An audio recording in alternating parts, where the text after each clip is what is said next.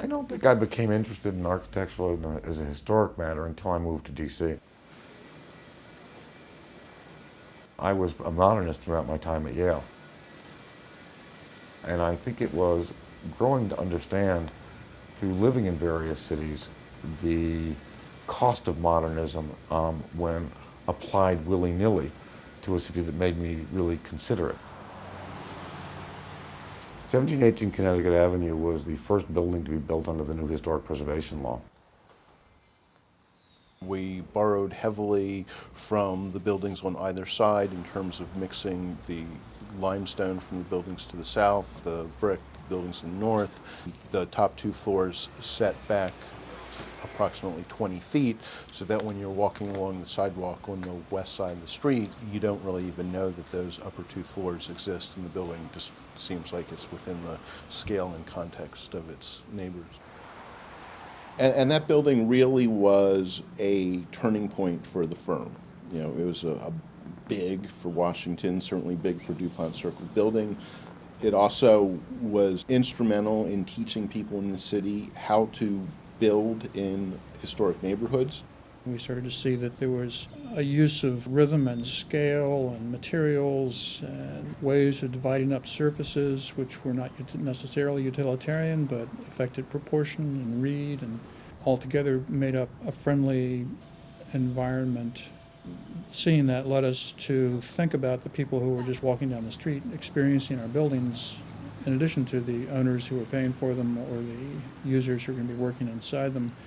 And we started talking about the passive user as the people we were concerned about.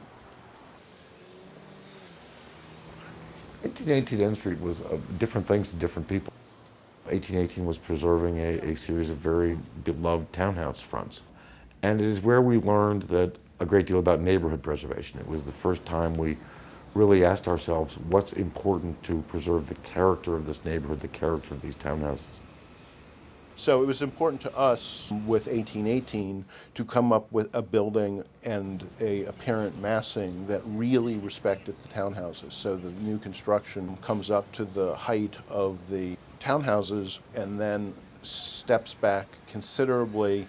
Yet we also wanted a building that where it did reveal itself was a building in and of itself. 1133 Connecticut Avenue is an interesting exploration in curtain wall and sitting next to a Category 1 historic landmark. And while the Mayflower Hotel does not sit in a historic district, the fact that it is an individually designated landmark we think is important, and that what's built around it, near it, should be sympathetic to it. So what we tried to do was combine what we thought was important for the Mayflower and what was important to the developer in terms of a great deal of glass. So what we tried to do was combine the architecture of the moment and the architecture that was historically appropriate to the Mayflower into a new building that was both of its time and yet was highly respectful of a Category 1 historic landmark. The progression of our work at 1718 Connecticut, followed by 1818N, and then ultimately followed by 1133 Connecticut, showed that you could use traditional elements in a sort of inventive, slightly quirky, stylized manner to create buildings that were more traditional than not, but part of the architectural discourse going forward, and just create a more people-friendly, human-scaled streetscape for the citizens of Washington compared to the not very skillfully handled modern box.